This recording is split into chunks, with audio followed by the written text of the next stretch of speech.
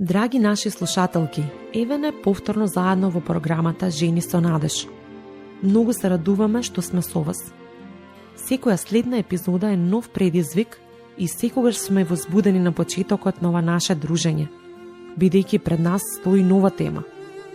Никогаш не знаеме точно кој е од другата страна и кој се не слуша, но како и секогаш и денес ќе разговараме заедно со нашата гостинка на една многу важна тема. Точно така, Нена. Секоја следна епизода е нова желба да ги исполниме вашите очекувања.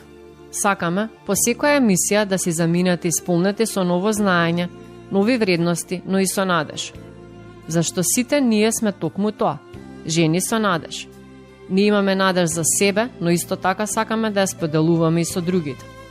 Да, навистина, си размислувала ли некогаш кој се е од другата страна, кој се не слуша и како нашите епизоди влијаат на слушателките?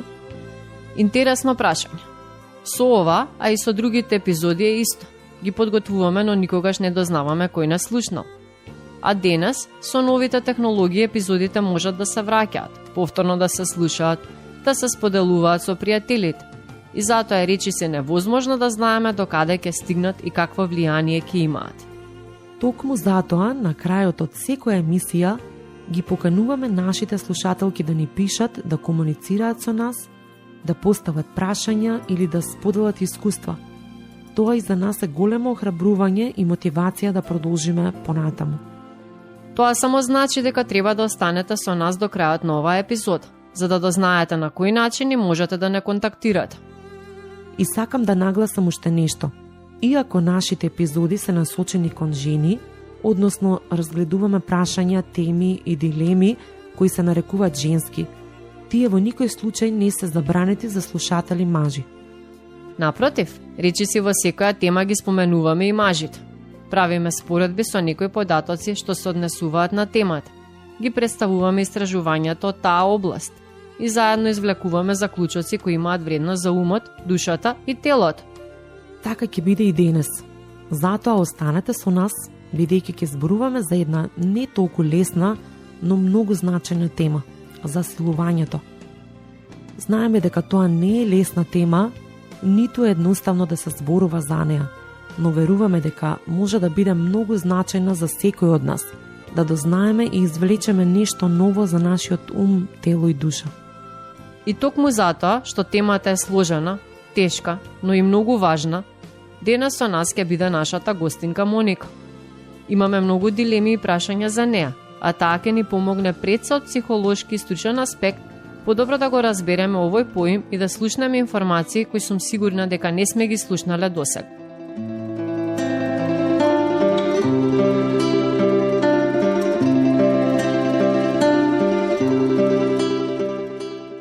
Оваа музичка пауза ни даде можност да се смириме малку и да слушнеме најпрво што велат стручњаците на темата силување, а потоа ќе видиме што вели и Светото писмо на оваа тема. Се согласувам и со нетрпение очекувам. Моника, добре дојде и однапред ти благодариме што ќе ни помогнеш подобро да ја разбереме денешната тема. Ви благодарам на поканата и на довербата. Како и секогаш и денес ќе се трудам да објаснам најдобро што можам за поимите и темата за која зборуваме. Би започнала како и секогаш со дефиниција. Што е силување? Како е дефинирано во законот? Што се може да се подразбере под овој поим? Сексуалното насилство како еден од најбруталните облици на насилство, особено врз жените, во голем број случаи останува неказнато поради несоодветна и научно неточна законска дефиниција на ова кривично дело. Во поголем дел од земјите, меѓу кои Македонија, дефиницијата за силување се заоснова на употреба на физичка сила, а не на отсуство на согласност, што е став кој го поддржува и Европскиот суд за човекови права во согласност со Истанбулската конвенција. Не е единствен критериум дали имало употреба на сила или не, туку пред се, дали лицето дало согласност за тој чин или не. Согласноста, како што е нагласено во конвенцијата, мора да биде дадена слободно. И тоа се оценува во контекст на секој поединечен случај. Македонија ја ратификуваше Истанбулската конвенција во 2018 година, но се уште не го исполнила барањето за промена на овој дел од кривичниот законник. Имало многу иницијативи, особено од невладени организации што се занимаваат со оваа тема, но досега нема голем напредок. Што точно се бара? Што треба да се промени во законот? Апелот е да биде казнет секој сексуален однос кој е направен без да се има јасна и недвосмислена согласност, без разлика дали имало употреба на сила или закана. Се смета дека законот за силување во сегашната форма не е ниту научно заснован, ниту оправдан од аспект на човековите права. Според психолошките и невробиолошките научни созданија за траумата од силување, нашиот емотивен одговор во вакви трауматски ситуации не е свесен и контролиран, туку автоматски. Постојат 3 основни реакции. Лицето може да се замрзне од страв, да се обиде да избега или да се спротистави на опасноста. Кој од овие механизми ќе се активира, зависи од личноста, незината претходна историја на трауми, родовите улоги во одредена култура, околностите на конкретното насилство и така натаму. Дали се правени истражувања на оваа тема? Да, особено во последните 10 години. Како инструмент е користена магнетна резонанца, односно снимање со резонанца, и се дојдат до значајни резултати. Имено според овие истражувања, возрастни жени при ситуација на сексуален напад во 80 до 92% од случаите реагираат со вкочанетост, што во психологијата се нарекува замрзнатост, имобилност или целосна вкочанетост. Девојчињата од страв реагираат така во скоро 100% од случаите. Тоа во пракса значи дека мозокот на овие жени, девојчиња, девојки, за да се одбрани, автоматски реагирал со лачење на силни хормони кои делуваат како морфиум, што доведува до телесна вкочанетост. Тога жените не може да се поместат, не може да изговарат нити збор, не можат физички да реагираат, иако во главата апсолутно не ја посакуваат таа ситуација. Токму тоа е проблемот со законските одредби. Ако жената не пружила отпор, не значи дека се согласила на тој однос. Затоа примената на физичка сила или закана во многу случаи дури не е потребна. Во најголем број случаи, мажите плански ја користат својата општествена надмоќ, авторитет и привилегии за да ги злоупотребат сексуално девојчињата, девојките и жените. Дали тоа значи дека мажите се секогаш сторители на силувања? Истражувањата покажуваат дека дури 90% од хетеросексуалните мажи би започнале насилен секс кога однапред би знаеле дека нема да има последици. А ист процент затвореници кои ја издржуваат казната за силување сметаат дека нивната казна е неправедна. Силувањето најчесто е дел од сексуалната фантазија на мажите. Затоа и општеството и државните структури пред своите закони и процедури прават се што е во нивна мог да докажат дека тоа било само секс, а не суров злостор против жените. Токму затоа е неопходно да се измени законот и не може однапред да се земе како доказ тоа што жената не пружала отпор цело време. Не кажала не, туку молчала и слично. Има ли случаи кога мажите претрпеле силување, кога тие биле жртви? Да, има, но многу помалку отколку кај жените и за тоа не се зборува многу. Најнапред, бидејќи сме патриархално општество, па мажите не се подготвени да сведочат пред суд и јавно за тоа, не се подготвени на потенцијално исмејување, психичко малтретирање, сомнителни погледи или сожалување од околината. Затоа тие повеќе одлучуваат да молчат за тоа што им се случило, отколку да пријават и да покренат некаква истрага. Меѓутоа, овде треба да се напомена дека има голем број девојчиња, девојки и жени, кои од слични или исти причини не пријавуваат насилство. Сексуалното насилство спаѓа во редот на злосторства со најмал процент на пријави и според податоците на многу истражувања на едно пријавено силување доаѓаат помеѓу 15 до 20 непријавени случаи. Затоа е многу важно да се изнесат податоците за бројот на жени и девојчиња кои преживеале родово засновано насилство, бидејќи без веродостојни податоци, не само за големината на појавата, туку и за сите други аспекти, вклучувајќи ги и ризик факторите, општеството не може да одговори на соодветен начин. Кои можат да бидат последиците од силувањето? Пред се кога ги земаме жените како жртви? Сексуалното насилство остава бројни последици, а тие грубо може да се поделат во две групи – психички и физички.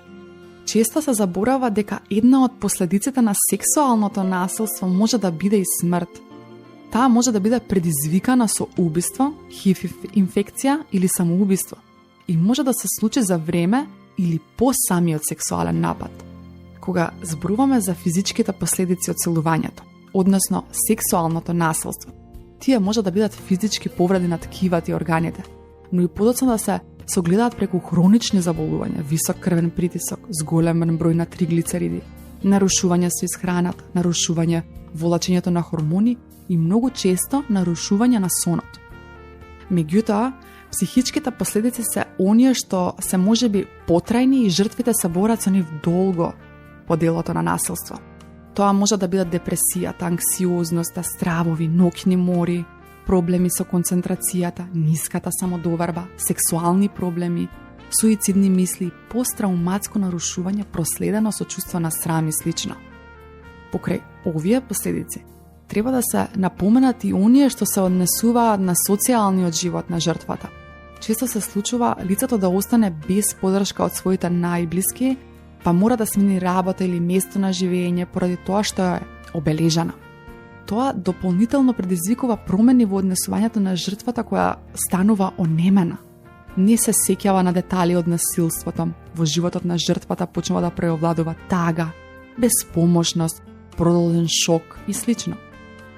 Овде би сакала само уште да напоменам дека не треба да се занемарат ни последиците од сексуалното насилство што може да бидат бременост, абортус или раѓање дете кое е директна последица на насилство, што е посебна тема. А од друга страна, последиците од оваа траума може да бидат основа за меѓугенерацијско пренесување. Па последиците од нелекувана и скриена траума од овој тип ќе се пренесат и на нашите потомци. Не само на децата што се зачнати со самиот сексуален чин, туку и на други. Со еден збор, темата е многу комплексна. Баш тоа сакав да кажам. Зашто и да почнеше да зборуваш, јас имав уште многу дополнителни прашања. Изгледа дека само го откривме врвот на ледениот брег, но бидејќи ќе го привршуваме овој разговор, кажи ни нешто и за бројките. Каква е актуелната ситуација кога е во прашање сексуалното насилство? Како изгледа статистиката и може ли да се претпостави какви ќе бидат бројките? Според истражувањата на УНИЦЕФ, спроведено во 2022 година, секоја 10-та жена во светот била жртва на сексуално насилство. Тој податок може да се примени на Европа, но и на нашата земја. Значајно да се истакне и тоа дека секоја 20-та жена која била жртва на сексуално насилство, односно половина од сите оние што биле жртви на ова насилство, тоа негативно искуство го доживеале на возраст до 15 години. Тоа е важно од аспект на последиците што оваа траума ќе ги остави врз нив, бидејќи индивидуалните карактеристики и силата на личноста се од исклучително значење за процесот на лекување и надминување на последиците од насилството.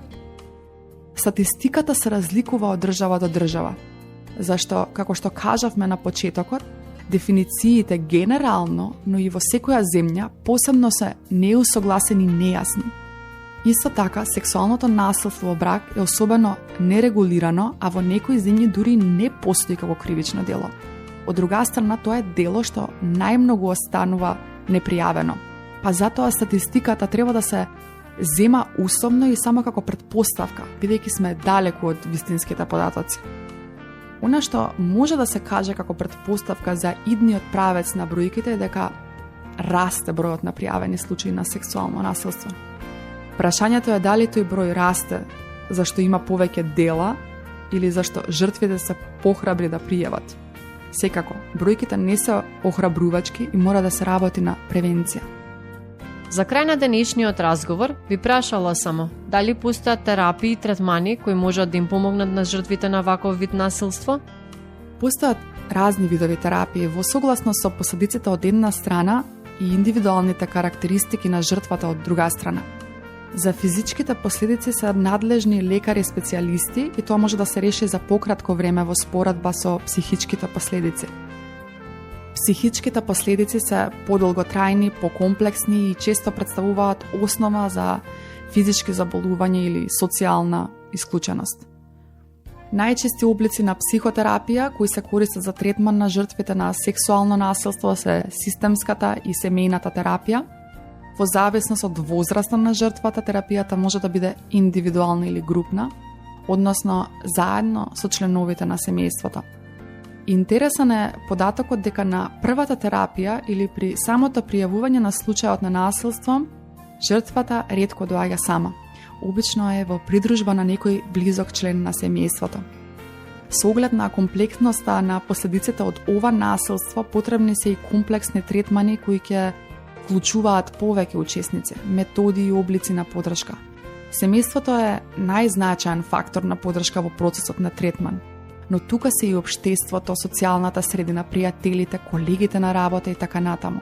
Се зависи од потребите на самата личност на која и е потребна помош, од средината во која се наоѓа и од тежината на делото што било извршено. Секако сето ова е многу комплексно. Како што гледам, ќе продолжиме да ја обработуваме оваа тема и понатаму. Моника, ти благодарам многу за овие детални информации и за поддршката што ја даваш од епизода во епизода. Ви благодарам за можноста и сметете на мене и понатаму. Се надавам дека бевме доволно јасни и дека нашите слушателки го разбраа сето она што го споделивме со нив денес. Верувам дека беше така. Ако има нешто што останало нејасно или нешто што треба да обработиме во некој од следните епизоди, нашите слушателки знаат дека можат да не контактираат. Податоците секогаш ги споделуваме на крајот од епизодата. А сега предлагам да продолжиме со последниот дел од денешната епизода.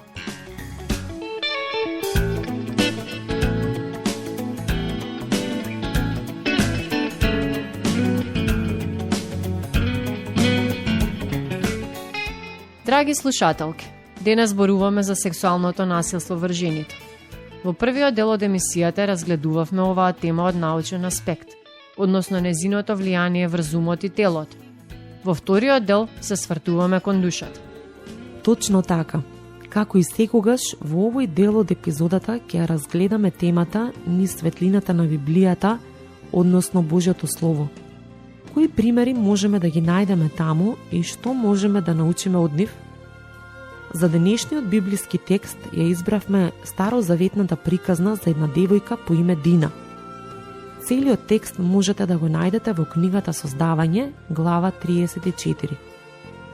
Сега ќе ја споделиме со вас оваа приказна која зборува токму за сексуалното насилство во тоа време, кое и се случи на една девојка од Божиот избран народ.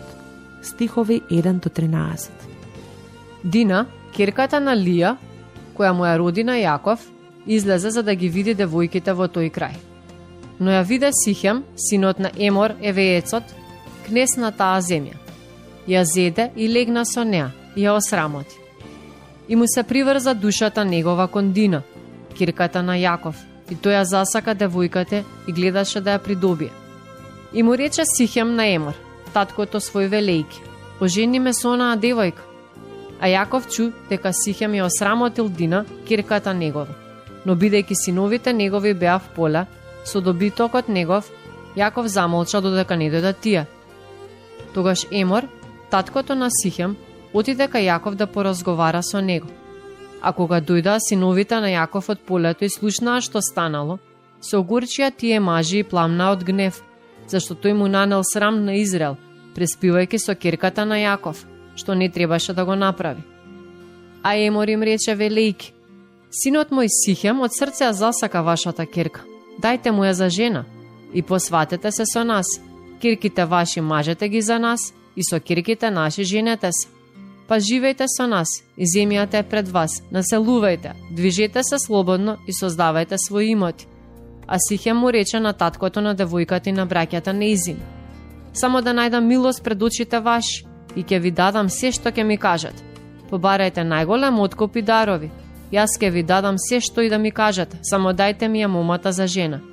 А синовите на Јаков им одговорија на Сихем и на Емор, таткото негов неискрено. Да, и после тоа смислија да ги натераат сите да се обрежат, па ги нападнаа, ги убија и ги поробија нивните жени, деца и така натаму. Овој договор не заврши добро. Сепак изгледа дека кнез Емор навистина имал добри намери и сакал да го усреки својот син Сихем и да ја зема Дина за негова жена. Зарем не претераа синовите на Јаков? Изгледа дека Сихем навистина бил заљубен во Дина. Да, во стих 19 од глава 34 пишува: И момчето, недвоумејќи се, го направи тоа веднаш, бидејќи многу ја засака ќерката на Јаков. А тој беше најпочитуван меѓу своите во домот на неговиот татко. Тој се заљуби во Дина, и тоа е истакнато на повеќе места. Не се двоумеше најнапред да го прифати верскиот обичај на тугинците, да го обрежа своето тело што подразбери одредена физичка болка, па и некакво понижување. Не треба да заборавиме дека тој беше принц, а неговиот татко беше кнез, владетел на тој регион, без разлика колку тој простор бил мал. Исто така, сигурно е дека и тој и неговиот татко уживаа значителен углед и доверба кај жителите на тие простори, бидејќи кога им предложија на сите да се обрежат, сите го прифатија. Сепак, исходот беше сосема поинаков. Имено, Симеон и Леви, браќата на Дина, третиот ден по обрежувањето на сите мажи во Сихем, дојдоа и со своите мечеви ги убија и Сихем, и неговиот татко, и сите останати мажи. А останатите синови на Јаков дојдоа и го грабија целиот имот и стока на луѓето од Сихем, а нивните жени и деца ги зедоа во робство. На крај својата сестра Дина ја зедоа од домот на Сихем. Значи, тие се одмаздија на вистина жестоко. Прашањето е, дали Јаков им го одобри тоа на своите синови? Според се што читаме, тој воопшто не знаел кои им се плановите, ниту пак кога тргнале во овој поход. Кога се вратија, Јаков им рече на Симеон и Леви дека го доведоа татко им во неволја пред сите околни народи. Никаде не се споменува Дина. Јаков, како водач на една голема група луѓе, се исплаши за безбедноста на своето семејство и народот, но неговиот однос како татко кон настанот со Дина не е спомнат. Сигурно е дека не го одобрил тој чин. Сигурно не бил рамнодушен кон страдањето на своето дете, но тој ги чекаше синовите и на нив им го препушти останатото, што заврши како што заврши. Поради сето тоа, целото Јаковово племе се пресели од тие краишта во Ветил, зашто ни зборува следната глава 35 од книгата Создавање во Библијата. Да, верувам дека положбата на жените тогаш била поинаква и можеби тој како татко морал да биде воздржан пред останатите. Од друга страна, за пофалба е заштитничкиот однос на постарите браќа кон сестрата. Сите 10 реагираа заеднички, за да ја одбранат честа на својата сестра и да ја вратат дома. Тоа значи дека дури во тоа време, кое имало прилично сурови правила, жените биле заштитени од сексуално насилство. Тоа било традиционално право и прашање на чест, нешто што не смеело да се направи, како што и пишува во Светото писмо. Од друга страна, жртвата воопшто не се спомнува. Дина била во домот на Сихем, кој се заљубил во неа. Очигледно е дека таа не сакала да стане негова жена и не се согласила на тој однос, па прашањето е како ја одвеле таму и дали воопшто можела да дојде и да ја посети својата фамилија. Можеме да имаме само предпоставки, но никаде немаме податок како навистина се случило. Интересно е дека откако браќата ја вратија Дина дома, таа повеќе никаде не се спомнува. Дали се омажила, дали имала потомство, што се случило со неа? Навистина има многу малку податоци за тоа. Може да се најдат разни предпоставки, но немаме факти. Некаде прочитав дека ја омажиле во своето племе, дека била бремена од таа несакана врска со Сихем и родила ќерка, дека ја омажиле за брат и така натаму. Дина се спомнува во родословот на оние што отидоа да живеат со Јаков во Египет, но никаде повеќе од тоа.